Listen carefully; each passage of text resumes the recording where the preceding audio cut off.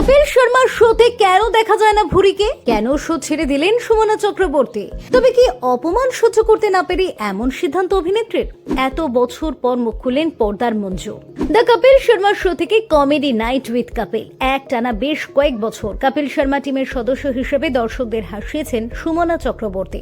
যতদিন এই শো টিভিতে ছিল ততদিন সুমনাকে এখানে কপিলের স্ত্রী ভুরি কিংবা মঞ্জুর চরিত্রে দেখেছেন দর্শকরা।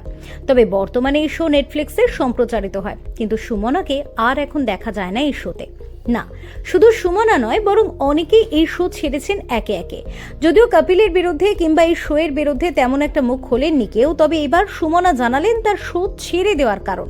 মূলত কপিল শর্মার শো এর বিভিন্ন অনুষ্ঠানে সুমনাকে নিয়ে অনেকবার মজা করা হয়েছে, যা দেখে দর্শকের একাংশের মনে হয়েছিল কপিল শর্মা নারী বিদ্বেষী, তাই তিনি এমন আচরণ করেন সুমনার সঙ্গে। এমনকি অনেকেই সুমনাকে প্রশ্ন করেছেন, এত নারী বিদ্বেষী শোতে তুমি কিভাবে অভিনয় করো?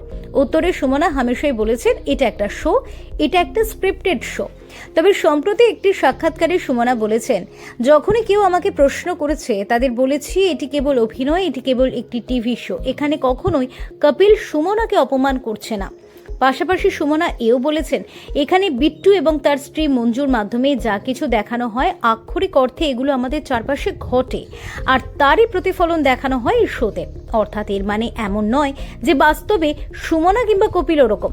মানুষকে রিয়েল এবং রিয়েলের মধ্যে পার্থক্য বুঝতে হবে। শো ছাড়ার প্রসঙ্গে অভিনেত্রী মজা করে বলেছেন, বেশিরভাগ বিয়ে তো 10 বছর টেকে না, আর আমাদের তো রিয়েল লাইফে বিয়ে হয়েছিল। উল্লেখ্য, 2023 সালে শেষবার সনিতে যখন কপিল শর্মার শো এর সম্প্রচার হয় তখন সুমনাকে দেখা গিয়েছিল। এরপর থেকে নেটফ্লিক্সে এই শো সম্প্রচারিত হচ্ছে। তিনি জানিয়েছেন, নতুন সিজন শুরু হওয়ার আগে তার সঙ্গে যোগাযোগ করা হয়নি কপিল শর্মা টিমের থেকে, তাই এই নিয়ে তাদের মধ্যে কোনো কথা হয়নি। অর্থাৎ সুমনা যে রাগ করে বা অভিমান করে শো ছাড়েননি, এ কথা স্পষ্ট। Bureau report, doctor time.